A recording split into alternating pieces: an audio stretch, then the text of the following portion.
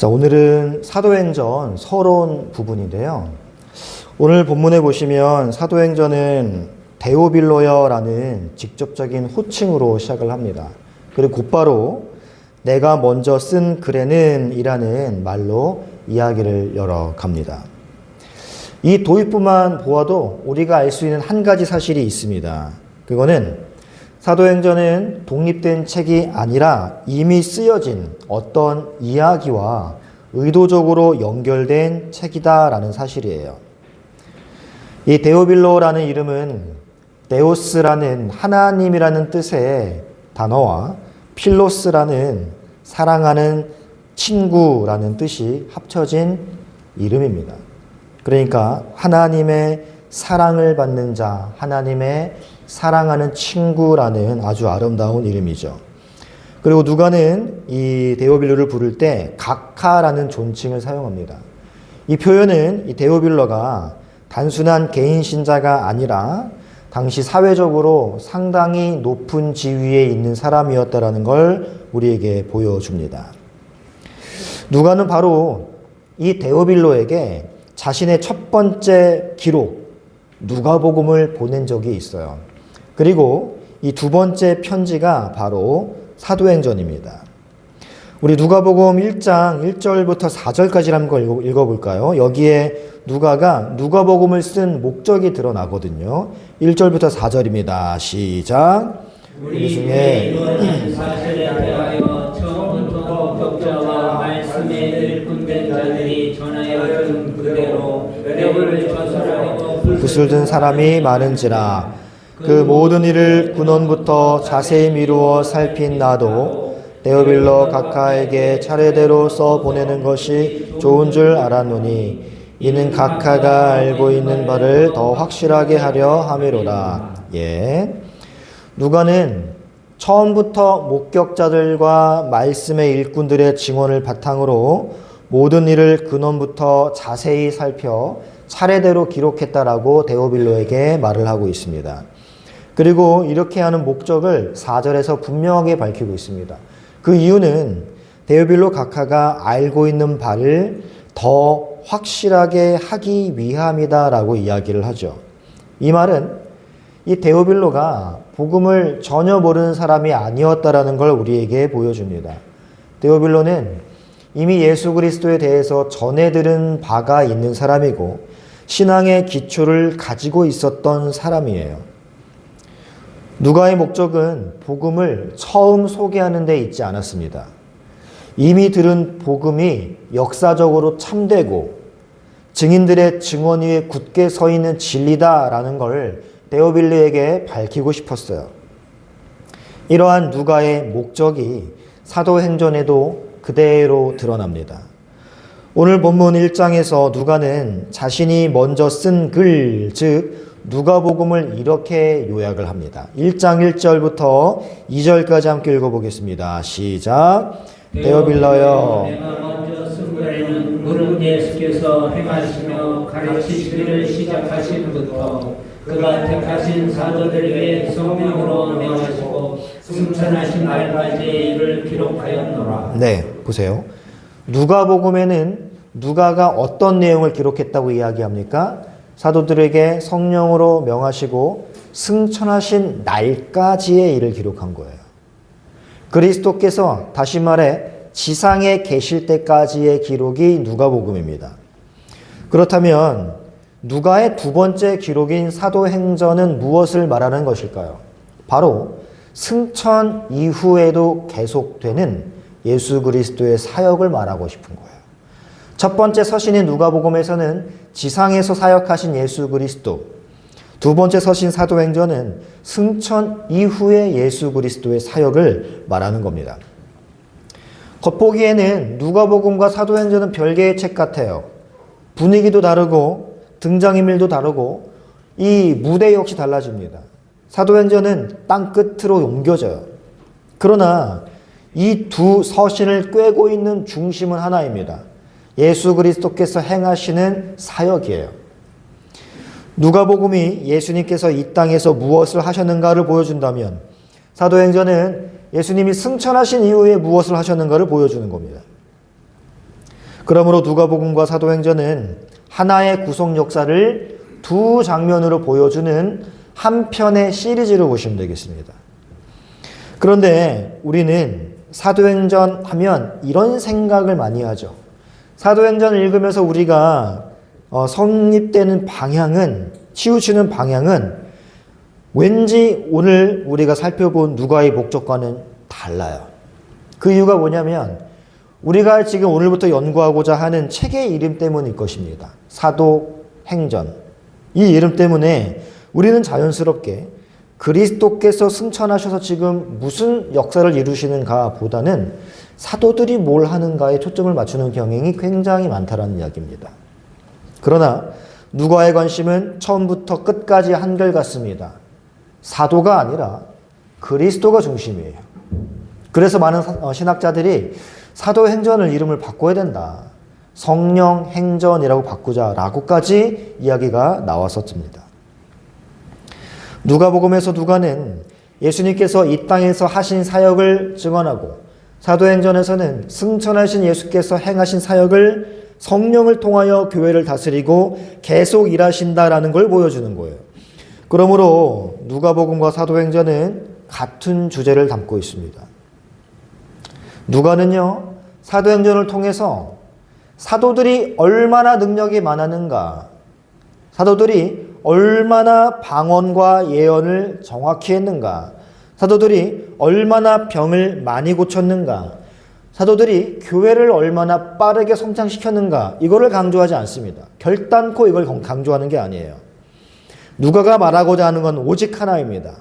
공생애 동안 이 땅에서 역사하신 예수 그리스도께서 지금도 동일하게 하늘 보좌에서 오늘 교회를 위해 역사하신다를 보여주는 게 사도행전입니다. 그래서 사도행전이 우리에게 주는 위로는 초대교회가 위대했다라는 성공담을 보여주는 것이 아닙니다. 로마의 혹독한 박해 속에서도 믿음 좋은 사람들이 끝까지 버텼다라는 어떠한 영웅적 이야기를 보여주는 것도 아니에요. 사도행전이 보여주는 교회 건설의 역사, 곧 사도들의 능력 사역 이야기가 아니라 승천하신 예수께서 지금 이 순간에도 교회를 위해 여전히 역사하시기 때문에 교회가 이렇게 서간다를 보여주는 게 사도행전인 것입니다. 교회는요, 인간의 열심히 모여서 만들어낸 결과물이 아니에요. 사도들의 행적이 들어간 건 맞지만 사도들의 행적 때문에 교회가 든든하게 서간 게 아니란 말입니다. 그 배후에서 역사하시는 그리스도의 천상 사역이 있기 때문에 가능했다라는 걸 누가는 보여주고 싶은 거예요. 우리는 박해 속에서도 무너지지 않고 전진하는 교회, 예루살렘에서 시작해서 사마리아를 지나 땅끝까지 확장되어가는 교회를 보면서 확인해야 될 것은 이것인 겁니다. 하늘에 계신 그리스도께서 지금도 교회를 버려두지 아니하시고 여전히 돌보시고 역사하신다는 사실. 그리스도께서 승천하셨지만 교회를 내버려두고 떠나신 게 아니라 보이지 않지만 명확하게 교회를 위해 일하고 계시다는 사실, 이것을 우리가 발견해야 되는 것입니다. 그리스도의 사역은 끝나지 않았습니다. 그분은 지금도 일하고 계시죠. 그래서 사도행전은 누가복음의 연속이에요. 그리고 오늘 본문은 이 연속된 이야기의 방향이 어디를 향하는지를 보여줍니다. 두 가지를 향하고 있습니다. 첫 번째는 성령의 약속이며 두 번째는 하나님 나라예요. 이 두 가지 흐름이 사도행전 처음부터 끝까지 일맥상통하여 흐르고 있다는 걸 우리가 발견해야 돼요. 하나님 나라는 주제는요, 사도행전에서 갑자기 등장한 게 아니에요. 이미 누가복음에서부터 시작되어 예수 그리스도의 사역 전체를 관통해서 사도행전으로 넘어온 핵심 주제가 하나님 나라입니다. 이 사실을 오늘 본문 3절에서 분명하게 요약해주고 있습니다. 3절 함께 읽어보겠습니다. 시작. 그가 고난받으신 후에 또한 그들에게 확실한 많은 증거로 친히 살아계심을 나타내사 40일 동안 그들에게 보이시며 하나님 나라의 일을 말씀하시니라. 네, 자, 이 부분은 지금 예수 그리스도께서 지상에 계실 때의 내용을 누가가 서술하는 겁니다. 사도행전에 기록되었지만 결국 이 내용은 누가복음의 요약이에요. 예수님이 이 땅에 오셔서 하신 모든 일을 하나님 나라와 절대 분리되지 않습니다. 누가는 분명히 말합니다. 부활하시고 40일 동안 뭘 나타내셨어요? 하나님 나라에 대해 말씀하셨다라고 이야기를 합니다. 병을 고치신 것도, 무리를 가르치신 것도, 십자가를 지신 것도, 부활하신 것도, 부활 후에 제자와 함께 하신 것도 하나님 나라와 연관되는 거예요. 그렇다면 우리 예수께서 승천하신 이후에 이 하나님 나라라는 주제는 어떻게 달라졌을까요? 절대 그렇지 않습니다. 오늘 보면 6절 보십시오. 사도행전 1장 6절 보시면 그들이 모였을 때에 예수께 여쭈어 이르되 주께서 이스라엘 나라를 회복하심이 이때니까. 여러분, 제자들의 질문은 뭐에 꽂혀 있습니까? 하나님 나라를 향하고 있습니다. 이스라엘 나라를 회복하는 게 하나님 나라거든요. 다만 이 제자들의 관심은 무엇이 아니라 언제와 어떤 방향으로, 어떤 방식으로 치우쳐져 있었기 때문에 예수님이 이렇게 7절과 8절에서 말씀하시죠. 7절 8절 함께 읽어보겠습니다. 시작. 이르시되 때와 시기는 아버지께서 자기의 권한에 두셨으니 너희의 알 바 아니요 오직 성령이 너희에게 임하시면 너희가 권능을 받고 온 유대와 사마리아와 땅 끝까지 이르러 내 증인이 되리라 하시니라. 아멘. 예수님은 마치 제자들을 책망하는 것처럼 우리가 느껴지지만 제자들의 이 질문, 이스라엘을 회복하심이 이때니까 라는 이 질문의 존재 자체를 부정하지 않으십니다. 하지만 초점을 바꿔주세요. 때를 계산하는 게 너희의 사명이 아니라 너희의 사명은 성령을 받고 제자가 되는 거다. 증인이 되는 거다. 이 사명을 다시 한번 부각시키시는 것이죠. 여기에서 누가복음과 사도행전의 관계가 다시 한번 분명해집니다. 누가복음은 땅에 계셨던 그리스도의 사역, 사도행전은 하늘에 계신 그리스도 사역이라고 말씀드렸죠. 그러나 그 사역의 내용은 하나예요. 하나님 나라를 세우고 확장하는 일인 것입니다. 하나님 나라를 세우고 확장하는 일. 그렇다면 이 하나님 나라의 증인이 되기 위해 제자들에게 반드시 필요한 건 무엇이었을까요? 바로 성령인 거예요. 성령. 주님께서는 분명히 알고 계셨습니다. 성령 없이는 하나님 나라의 증인이 될 수 없다라는 걸 말이죠. 열심만으로는 부족하고 결심만으로는 더더욱 불가능합니다. 하나님 나라의 일은 인간의 의지력으로 시작되는 게 아니에요. 오직 하나님의 능력으로만 가능하기 때문입니다. 그래서 사도행전은 단순한 교회사의 책이 아니에요. 사도행전은 사람들이 무엇을 했는지를 기록한 연대기적 기록이 아닙니다. 하늘에 계신 그리스도께서 성령을 통하여 지금도 무엇을 하고 계시는가, 이것을 보여주는 책이에요. 성령의 약속은 단순한 위로나 개인적 능력의 부여가 아닙니다, 여러분. 그것은 하나님께서 자기 나라를 본격적으로 전진시키기 위해서 자기 백성에게 근원적인 동력을 부어주시겠다라는 약속이 성령이에요. 다시 말해, 성령은 하나님 나라의 시작을 알리는 신호입니다.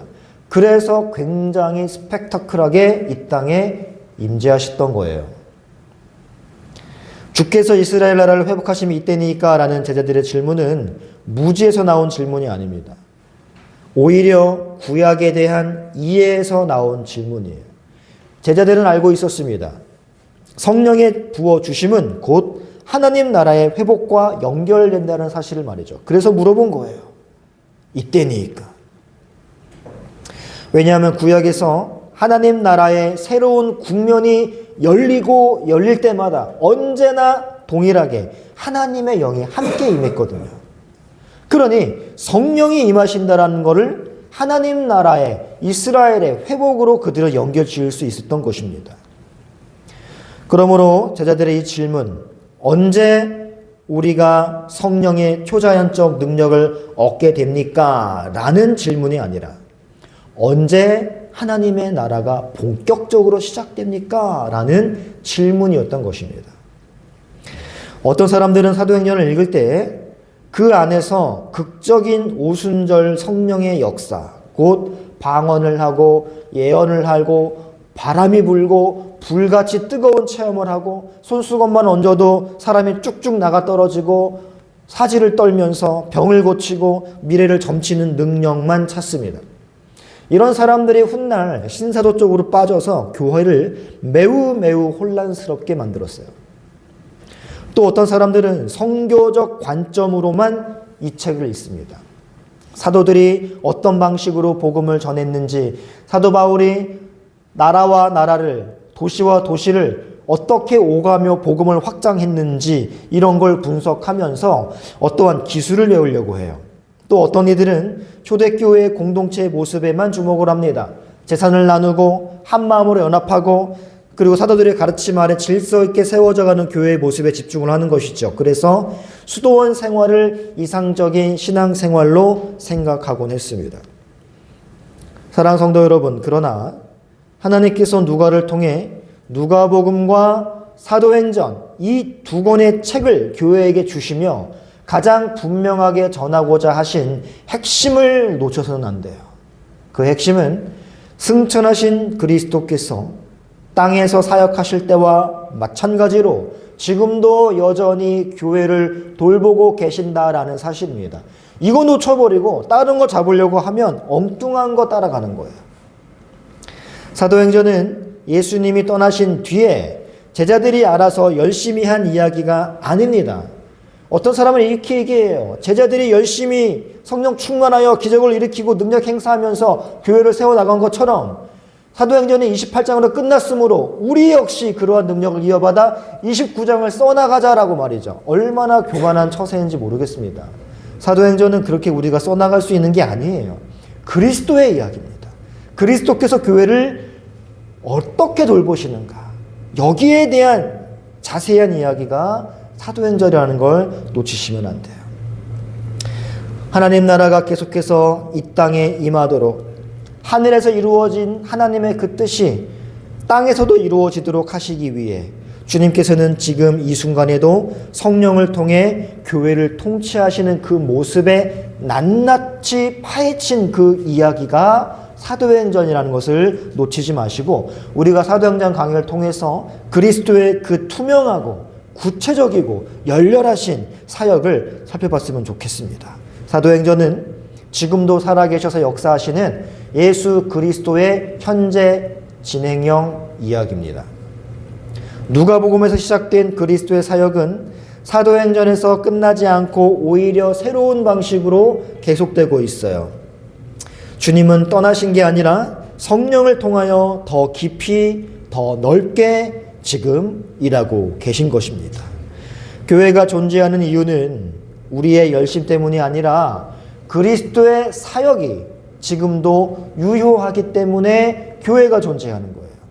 우리가 연약해 보여도 때로는 교회가 흔들리는 것처럼 보여도 하나님 나라는 결코 멈추지 않습니다. 그 나라는 지금도 전진하고 있으며 그 중심에는 성령께서 계시는 거예요. 성도 여러분, 그리스도는 승천하셨지만 하늘에 계신 주님은 오늘도 우리 교회를 잊지 않으셨습니다. 여전히 여러분의 가정에 역사하시고 여전히 여러분의 일터 위에 감찰하시며 우리의 연약한 삶의 자리 위에서도 여전히 일하고 계세요. 우리가 보지 못해도 우리가 느끼지 못해도 그분의 손은 역사 위에, 교회 위에, 여러분의 가정 위에, 우리의 삶 위에 분명하게 놓여 있다는 것을 사도행전을 통해서 우리가 발견하기를 바랍니다. 그리스도의 끝나지 않은 사역, 그리스도의 성령께서 오늘도 우리와 함께 계심을 매 주일마다 확인하는 시간이 되었으면 좋겠습니다. 그리고 그 믿음으로 하나님 나라의 증인이 되어 오늘을 살아가는 우리 모두가 되어지기를 말씀으로 축복합니다. 우리 찬양하고 함께 기도하겠습니다.